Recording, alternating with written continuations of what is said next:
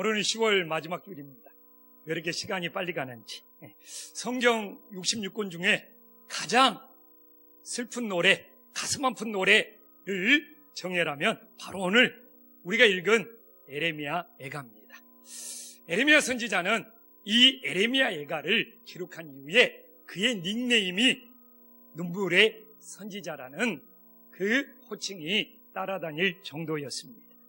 우리가 오늘 에레미야 애가의 첫 장 1장 1절을 보더라도 어떻게 시작하고 있습니까? 슬프다 이 성이요. 오늘 우리 성도 어떤 분은 이 슬프다라는 말만 들어도 눈물이 나왔다고. 그래서 나는 무슨 고민이 있어서 눈물이 나왔습니까? 물어보니까 갱년기라서 슬프다는 말만 들어도 눈물이 나온대요. 근데 여기서 슬프다는 것은 인간의 가장 비극적인 상황, 인간의 가장 절망적인 상황을 호소하는 감탄사라고 합니다. 근데 이 에레미야 애가의 이 슬프다는 말은 1장 1절에만 나오는 것이 아니라 2장 1절에도 4장 1절에도 반복적으로 나오고 있습니다. 근데 또 놀라운 것은 에레미야 애가는 5장으로 구성되어 있죠. 근데 1장이 22절로 끝나요. 2장도 22절로 끝나요. 4장도 22절로 끝나요. 5장도 22절로 끝나네. 그런데 오늘 우리가 읽었던 6장만 22절의 3배인 66절로 끝나고 있습니다. 이렇게 성경을 관심 있게 보면 이런 귀한 사실들을 발견할 수가 있습니다. 그렇기 때문에 1장과 2장도 22절, 4장과 5장도 22절인데 유일하게 3장만 다른 것들의 3배인 66절로 끝나기 때문에 이 3장에 아주 중요한 핵심적인 메시지가 담겨져 있다는 것입니다. 그래서 저는 오늘 이 에레미야 애가에서 다른 장보다 3배나 마음을 모아서 기록하고 있는 이 애가 속에서 우리 에레미야가 전하고자 하는 핵심 메시지는 뭐냐 이겁니다. 그것이 바로 이 세상은 우리들에게 끊임없는 슬픔과 탄식을 주고 있지만 그 안에 우리들이 희망을 발견할 때 우리의 영혼이 살아날 수 있다는 아주 소중한 메시지를 우리들에게 전해주고 있습니다. 그래서 오늘 말씀을 통하여 이 에레미야 애가의 이 슬픈 노래 속에 우리들이 어떻게 희망을 발견할 수 있는지 깨닫고 우리들의 삶에 적용할 수 있는 은혜의 시간이 될 수 있기를 간절히 소망합니다. 오늘 이게 20절에 보면 에레미야가 낙심되었다고 하잖아요. 그럼 에레미야가 왜 낙심되었을까? 그 낙심된 이유를 우리들이 찾지 못한다면 우리 본문을 제대로 묵상할 수가 없습니다. 에레미야는 지금 큰 낙심 중에 있습니다. 그 이유는 왜 그러느냐? 하나님이 세우신 이 유대 나라가 바벨론에 의해서 멸망당했다는 거예요. 그런데 이게 굉장히 충격이에요. 이 유대 나라는 하나님이 세운 나라, 그래서 자기들이 이 선민이라고 생각하는 이 나라, 이방 바벨론에 의해서 멸망당했다는 것이 유대인들은 받아들일 수가 없어요. 그래서 하나님이 우리를 버렸구나, 이 절망감으로 낙심에 빠지게 됩니다. 어디 그것뿐입니까? 또 하나님이 거하시는 예루살렘 성전이 이 바벨론의 침략에 의해서 불타고 파괴가 되어버립니다. 하나님이 예루살렘 성전에 거하시거든요. 이 예루살렘 성전이 파괴되버립니다. 유대인들은 도저히 이해가 안 되고 회의감이 밀려온 거예요. 하나님이 계시나? 하나님의 존재에 대한 회의감이 밀려오면서 이들은 또다시 낙심하게 됩니다. 어디 그것뿐입니까? 이 바벨론 사람들은 잔인하여서 유대 백성들 중에 괜찮은 사람만 골라서 바벨론에 포로로 잡아가서 바벨론에서 고역을 시키는 거예요. 그런데 지금 이 유대 땅은 약속의 땅이, 애굽에서 400년 노예 생활하다 홍해를 건너서 하나님이 이 약속의 땅을 허락하셨어요. 어떻게 하나님이 약속하신 말씀, 이 약속의 땅을 빼앗기고 우리들이 포로 생활을 해야 되느냐? 이제 하나님의 말씀은 의미가 없구나. 하나님의 약속은 파괴되었구나. 라는 상실감으로 낙심에 빠진 거예요. 그래서 오늘 이 예레미야 예가를 묵상하면서 이렇게 유대 나라가 멸망하고 예루살렘 성전이 파괴하고 자기들이 포로 생활을 하고 있다는 이 낙심의 마음을 이해하지 않으면 하나님의 말씀을 깨달을 수가 없습니다. 근데 오늘 본문에 놀라운 것은 분명히 20절에 이 세 가지 이유 때문에 낙심이 되었잖아요. 그러나 21절에 보면 소망을 찾아요. 그래서 우리는 어떻게 우리가 생각해도 낙심할 만한데 그 낙심이 예레미야는 어떻게 소망이 될 수 있었을까? 이게 오늘 하나님이 우리들에게 전하는 메시지가 되는 것이죠. 어떻게 그런 엄청난 낙심이 하나님 안에서 예레미야는 소망으로 바뀔 수 있었겠습니까? 그 예레미야의 첫 번째 고백이 22절에 나오고 있습니다. 어떻게 22절에 나오고 있습니까? 우리가 진멸되지 않았다는 거예요. 근데 왜 유대 백성들이 고난받으면서도 진멸되지 않는 것이 소망이 될 수 있습니까? 이 엄청난 고난 속에서도 자기들이 살아있다는 거예요. 우리 인생이 이렇게 살아있으면 뭔가 가능성이 있고 소망이 있다는 거예요. 그래서 이 엄청난 고난 속에서 낙심하다가 곰곰이 생각해 보니까 아직도 살아있네? 이 내 생명이 살아있다면 이 내 생명이 살아있는 뭔가 가능성이 있다는 소망을 찾은 거예요. 그러면서 더 놀라운 것은 도저히 지금 우리가 살아남을 수 없는 환경이에요. 그런데 우리들이 살아남았어. 그러면 내 생명의 주관자가 누구시지? 내 생명을 붙잡고 있는 분이 누구시지? 내 생명의 주관자가 여호와 하나님이시네. 그러면서 22절에 어떤 고백이 나오는 거예요? 우리 하나님은 인자와 긍휼이 무궁하시다. 이런 고난에 죽을 수밖에 없는데 내가 진멸되지 않고 살아남아 있고 내가 이렇게 살아남아 있다는 것은 누군가 내 생명을 붙잡고 계시는 거예요. 아직까지 하나님께서 내 생명을 붙잡고 계시는 거예요. 그래서 그 하나님을 향하여 인자와 긍휼이 무궁하시다고 고백을 하는 거예요. 우리나라 현실이 얼마나 어렵습니까? 그리고 OECD 국가 중에 우리나라가 자살률이 최고로 높고 또 최근에 연예인 한 명이 악플에 시달려서 자살하고 있어요. 이게 무슨 이유입니까? 여기서 중요한 핵심을 말합니다. 우리의 생명이 살아있는 동안 나에게 어떤 악플, 어떤 고난, 어떤 환난이 있더라도 내 생명의 주관자가 내 생명을 붙잡고 있는 분이 누구냐는 것을 우리는 다시 한번 믿음으로 고백할 수 있기를 간절히 축원합니다. 그래서 내 생명을 붙잡고 있는 분이 생명의 주관자 되신 하나님 아버지가 되겠습니다. 오늘 예레미야죠.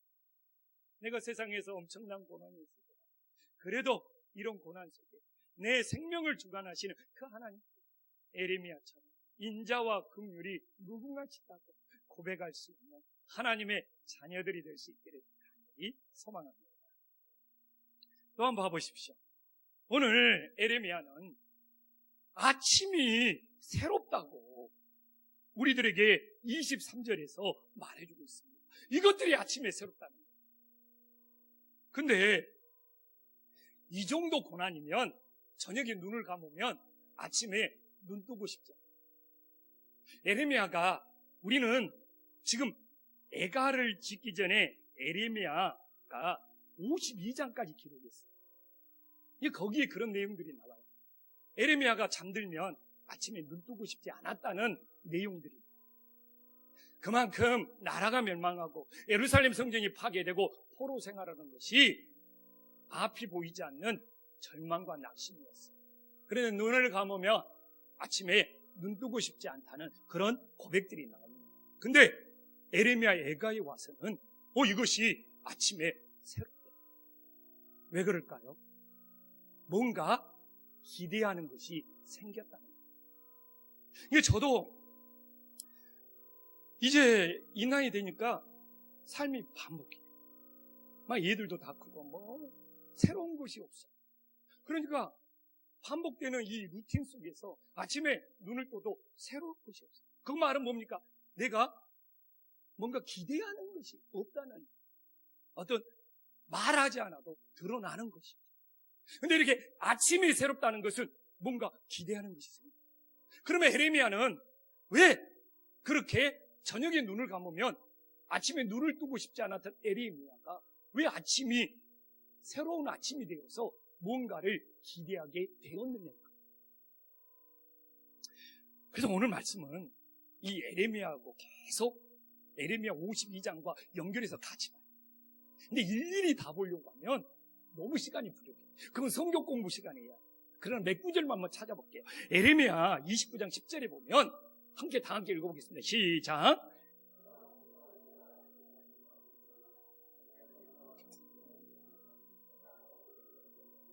나의 선한 말을 너희에게 성취하여 너희를 이곳으로 돌아오고. 얼마나 중요합니까? 자기의 말이 아니라는 거예요.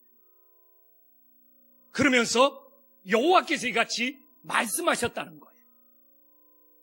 이럴 때는 제가 이 구절을 좀 설명하고 있을 때는 말씀을 좀 띄우고 있어야 되는데 설명하는 동안 이게 착착 맞아 들어가는 거예요. 그렇잖아요. 사람의 말이 아니라는 거예요. 중요한 의미, 하나님의 말씀이라는 거예요. 그러면서 하나님에서 나온 말은 선한 말이라는 거예요. 왜? 반드시 성취하기 때문에. 그 약속을 반드시 지키기 때문에. 이게 조형식의 말은 선한 말이 아니에요. 까먹어버릴 수도 있고 지키지 않을 수도 있고 어길 수도 있기 때문에. 그러나 하나님에서 나온 말씀은 모두 다 선해요. 반드시 성취하기 때문에. 근데 70년 만에 돌아온다는 새로운 기대가 생깁니다. 이게 포로 생활하는 이들은 이제 어떻게 되는 거예요? 저녁에 눈을 감으면 아침에 뜨고 싶지는 않은 것이 아니라 새로운 기대, 새로운 소망이 되어서 어떻게 되는 거예요? 아침이 새로운 거예요. 그래서 오늘 어떻게 나옵니까? 23절에 보면 그런 새로운 기대가 되어서 주의 성실이 크다는 거예요. 그래서 주의 성실이 크다는 것은 하나님이 반드시 약속을 이루신다는 성실이에요.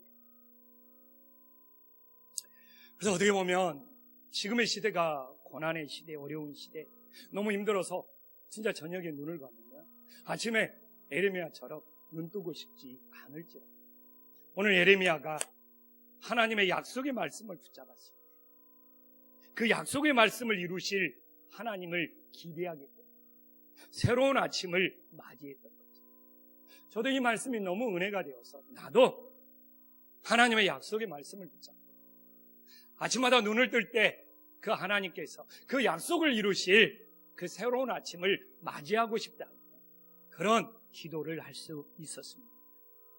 정말 앞이 보이지 않는 이 시대 속에 우리 모두가 오늘 에레미야처럼 하나님의 약속을 붙잡는다면 주의 성실이 크신 하나님께서 그 약속을 이루실 새로운 아침을 이 나라가, 우리 가정이, 우리 성도님들이 맞이할 수 있기를 간절히 소망합니다. 그러면서 에레미야의 고백이 달라져요. 하나님과 만남이 달라져요. 그렇게 나라가 멸망하고 성전이 파괴되고 포로 생활하는 절망 가운데 소망을 찾으니까 하나님하고 관계가 달라져요. 고백이 달라져요. 그 첫 번째 고백이 24절에 나옵니다. 하나님이 나의 기업이 되신다. 근데 우리는 별거 아닌 것 같죠. 생각해 보십시오.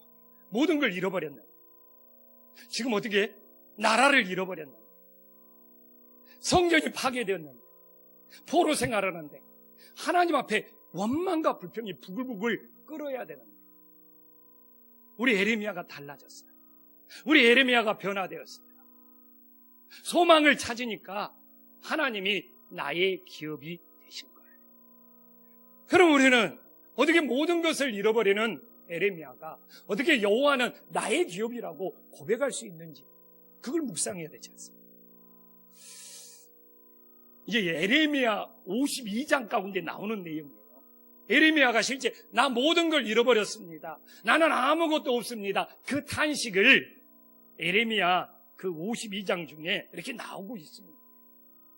근데 에레미야가 모든 걸 잃어버렸다고 생각하는데 충격을 받아요. 만약에 나한테 하나님까지 없다면, 하나님까지 잃어버린다면 도대체 나는 뭐가 되는 건가? 그렇게 말씀의 방망이로 한 대 턱 맞습니다. 그래서 에레미야는 오히려 세상계의 모든 걸 잃어버리다 보니까 오히려 이 하나님 한 분만은 꼭 붙잡아야 되겠다는 더 강한 확신이 밀려오는 거예요. 나라가 있고 성전이 있고 거처가 있고 그럴 때는 하나님 한 분이 자신의 전부가 되어서 나의 기업이라는 그 확신이 불분명히 있는 거예요. 오히려 세상의 모든 것이 사라지다 보니까 내 인생에 이 하나님 한 분만이라도 끝까지 붙잡아야 되겠다, 더 강한 확신을 가지게 되다 보니까 하나님이 나의 전부요, 하나님이 나의 모든 것이요, 하나님이 나의 기업이라는 이 소중한 고백을 하게 된다는 것입니다. 그래서 에레미야는 우리 모든 걸 잃어버리는 자기 자신을 바라보면서 야 진짜 아무것도 없네 이렇게 될 줄 알았어요. 근데 오히려 하나님 한 분이 남아있고 이 하나님 한 분이 있어야지만이 이 고난 가운데 쓰러지지 않고 견딜 수 있다는, 그래서 하나님만이 나의 전부요 나의 기업이 되는 이 소중한 고백을 하고 있음을 깨달으시기를 간절히 축원합니다. 그래서 오늘도 예배드리는 우리들이 세상 것을 잃어버릴지라도 정말 하나님까지 잃어버리면 내 인생은 뭐가 됩니까? 그래서 그까지 하나님만큼은 나의 전부요 나의 모든 것이요 나의 기업을 우리들이 고백하고 지킬 수 있는 은혜의 역사가 일어나기를 간절히 축원합니다. 그럼 여기서 왜 하나님이 나의 기업이 되는 것이 왜 이렇게 중요합니까? 이걸 알아야지 이제 우리가 에레미야가 왜 하나님이 나의 기업이 되는 그 고백을 했는지는 알았잖아요. 그런데 왜 이 하나님의 나의 기업이 된다는 그 고백의 의미가 어떤 의미기에 이렇게 중요한지를 찾아봐야죠. 그 의미를 찾아보면 유대 백성들이 왜 멸망당하고 바벨론의 포로로 갔는지 그 이유도 다 알 수 있어요. 이제 바벨론에게 멸망당하기 전에 하나님이 선지자들을 보내서 끊임없이 사인을 주죠. 너 멸망당하기 전에 이렇게 해야 된다. 근데 이제 그걸 귀담아 듣지 않으니까 멸망의 길로 간 거죠. 그래서 하나님은 사전에 이사야를 보내가지고 이사야 57장 13절에 보면 정확히 이야기를 해주고 있어요. 어떻게 이야기를 하느냐? 하나님을 의뢰하는 자는 땅을 차지하고, 이들이 하나님을 의뢰하지 않으니까 약속의 땅을 빼앗겨버리는 정확한 정답이 나오잖아요. 그리고 하나님을 의뢰할 때 나의 거룩한 산이 기업이 돼요. 그래서 하나님을 의뢰하는 것과 하나님이 나의 기업이 되는 것은 뗄래야 뗄 수 없는 관계예요. 그러니까 이들이 하나님을 의뢰해서 하나님이 나의 기업이 되지 않았기 때문에 약속의 땅을 차지하지 못하고 잃어버린 거예요. 그러면 아무리 70년 만에 너희들이 바벨론 포로에서 다시 돌아가겠다고 하나님이 약속의 말씀을 했지만 그것이 자신의 것이 되기 위해서는 어떻게 해야 됩니까? 그들이 하나님을 의뢰해서 하나님을 나의 기업으로 삼을 때만이 다시 회복의 역사가 일어날 수 있는 거예요. 그래서 오늘도 우리가 이 고난 가운데 우리들이 다시 일어설 수 있는 방법은 뭐냐? 진짜 내가 하나님을 의뢰해서 하나님이 나의 기업이 돼요. 아니면 내가 딴 것을 의뢰하고 정말 다른 것에 끼우기도 하다가 하나님이 나의 전부인 나의 기업이 되지 않아서 자꾸 잃어버리는 인생을 살고 있는가 점검해 보는 건 너무 중요하죠. 그래서 오늘 이 에레미야의 고백처럼 우리들이 세상에 어떤 것이 아니라 오직 하나님만을 의뢰하면서 하나님이 나의 기업이 되어서 다시 회복되는 놀라운 역사가 일어나기를 간절히 축원합니다. 또 하나, 우리 에레미야의 고백이 달라졌어요. 오늘 보면은 25절에 보면 우리 하나님이 선하시대. 여호와는 이게 쉬워요? 지금 나라가 멸망당하고 성전이 파괴되어 버리고 포로 생활하는데 그 하나님이 선하신 하나님, 좋으신 하나님이에요? 우리 머리로는 이해가 안 돼요. 믿음의 눈으로 보지 않으면 이 말씀을 받을 수가 없어요. 그래서 제가 이야기했잖아요. 에레미야 애가는 이 세 가지 낙심의 이유를 모르고 보면 몇백 번을 읽어도 아무런 의미가 없어요. 지금 나라가 어떻게 멸망되었고 예루살렘 성전이 어떻게 파괴되었고 어떻게 포로 생활하는 그 낙심을 이해하면서 오늘 말씀을 봤을 때 이 고백들이 정말 놀랍고 대단한 고백이고 믿음이 없이는 우리 하나님이 선하시다고 말할 수 없구나. 이게 우리 가슴에 느껴지는 거예요.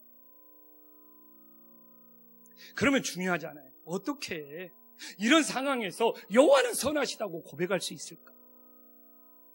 중요하잖아요. 그게 제가 말했잖아요. 1장과 2장도 22절로 끝났고 4장과 5장도 22절로 끝났는데 이 6장이 66절로 끝나면서 가장 중요한 메시지가 다 담겨 있습니다.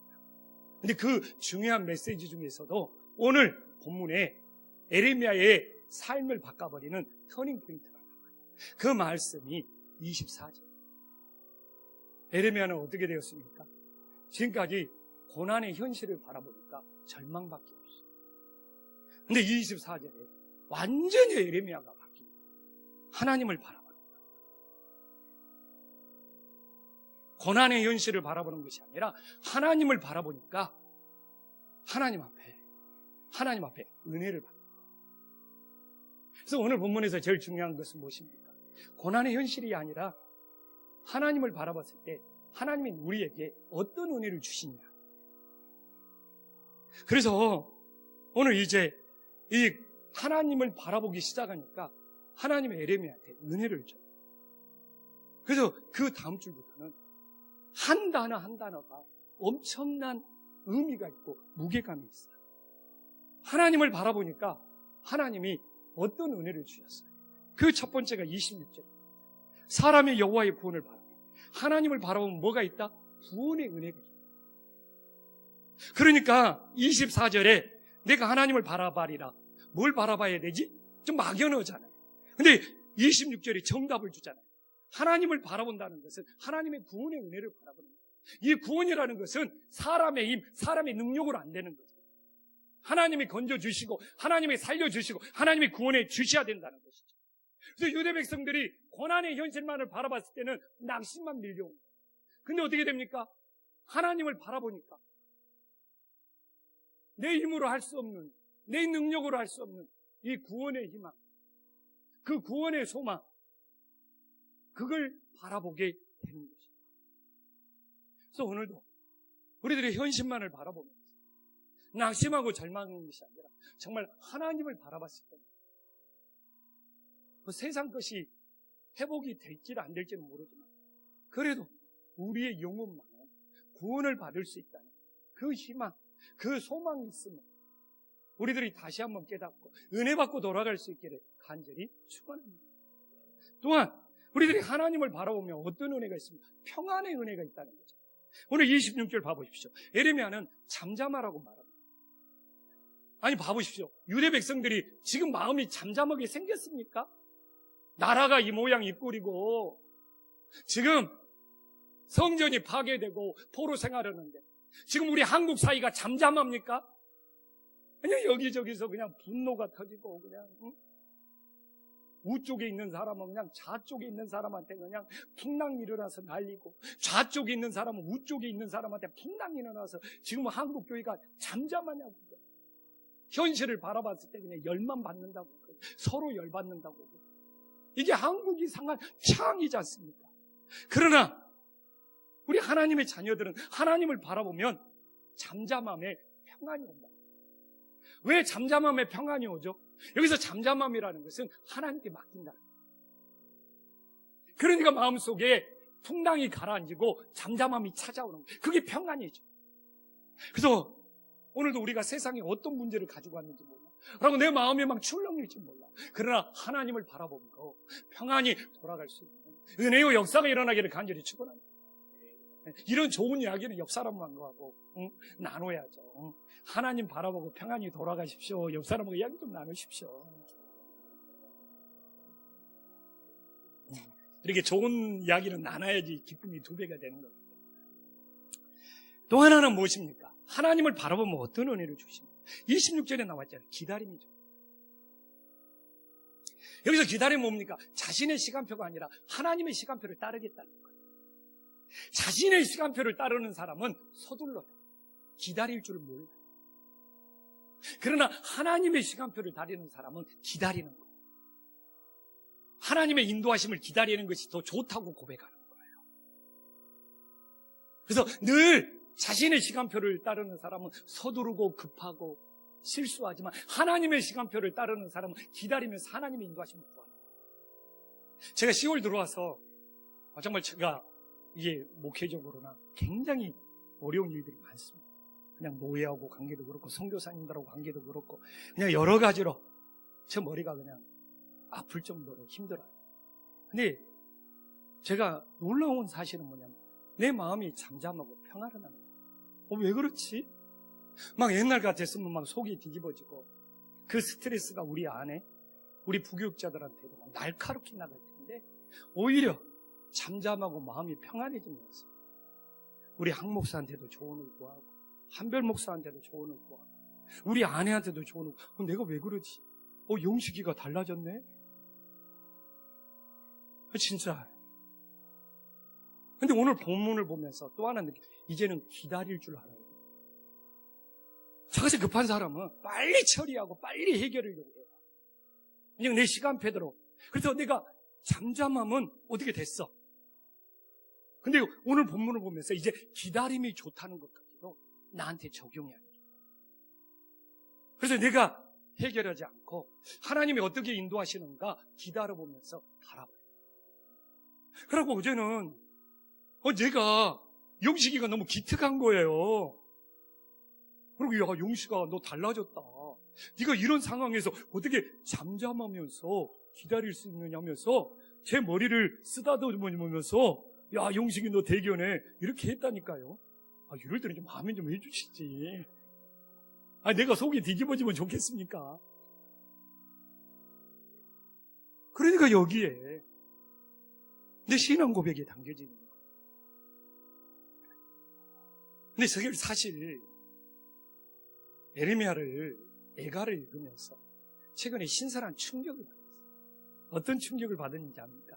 에레미야가 1장과 2절이 22절, 4장과 5절이 22절, 6장이 3배인 66절 이것도 은혜를 받았지만 더 충격과 은혜를 받은 것은 에레미야 애가 5장에서 자신의 나라를 멸망시킨 원수 바벨론, 하나님이 거하시는 성전을 파괴시킨 그 원수 바벨론, 자신을 포로로 끌어가서 백성들을 포로로 가서 고역을 시키는 그 바벨론, 이 단어가 한 번도 나오지 않는다는 것을 온몸에 전율을 느끼면서 충격을 받았어요. 만약 여기서 이 에레미야 5장 중에 바벨론이라는 단어가 있습니다. 이걸 가지고 오는 사람은 자기가 싸갖고 갖고 온 것이지 성경에 나와 있는 것이 아니에요. 그 정도로 제가 꼼꼼하게 묵상하면서 읽어봤습니다. 충격이야, 충격. 어떻게 그럴 수 있을까? 이게 뭔 증거입니까? 에레미야 52장을 지을 때는 에레미야가 온갖 어떻게 보면 오히려 에레미야 52장이 더 탄식이에요. 그러나 애가로 넘어왔을 때는 더 이상 자신의 나라를 멸망시킨 원수 바벨론, 하나님의 성전을 파괴시킨 신성 모독자 바벨론, 자신들을 포로로 끌고 가서 학대하는 그 바벨론을 더 이상 보지 않고 하나님만 바라봅니다. 최고의 증거가 됩니다. 이것만큼 완벽한 증거가 어디가 있습니까? 그래서 오늘도 우리 성도님들이 교회에 와서 누구를 바라보냐는 것이 너무너무 중요해요. 누가 나를 바라보고 누가 나한테 못 마르고 누가 나한테 어떻게 했느냐 속상해서 그래요. 그러나 하나님 바라보면 하나님께 구원이 있고 하나님께 평안이 있고 하나님께 기다리면 하나님의 인도하심이 있다는 것을 깨달을 수 있는 것이죠. 그래서 에레미야가 슬픔의 노래인 것 같은데 가장 강력한 희망을 말합니다. 어떻게 정형할 수 있죠? 인생의 슬픔 속에 세상을 바라보고 사람들을 바라보면 절망만 찾아오지만 하나님을 바라보면 그 하나님 속에 진정한 희망이 있다는 것을 우리들에게 보여주고 있는 것입니다. 그리고 실제로 오늘 본문에서 희망이라는 단어가 나오고 있습니다. 25절에 보면 이 기다린다는 것이 원어에서는 호프, 희망이에요. 혹시 NIV 성경 가지고 있는 분들은 호프, HOPE로 써졌을 거예요. 현대인의 성경에서도 희망으로 나오고 히브리어 원어도 희망으로 번역하는 것이 더 정확합니다. 놀랍지 않습니까? 가장 슬픔의 노래 속에서 오히려 희망을 말하는 이 에레미야를 보면서 우리 하나님의 자녀는 지금의 이 현실이 우리나라가 앞이 보이지 않고 캄캄할지라도 오히려 하나님을 바라보면서 하나님의 약속을 말씀을 붙잡으며 오히려 희망이 있다는 것을 외칠 수 있는, 그리고 그 삶이 우리 자신에게, 우리 가정에게도 동일하게 이루어질 수 있는 하나님의 은혜가 함께할 수 있기를 간절히 소망합니다. 기도하겠습니다.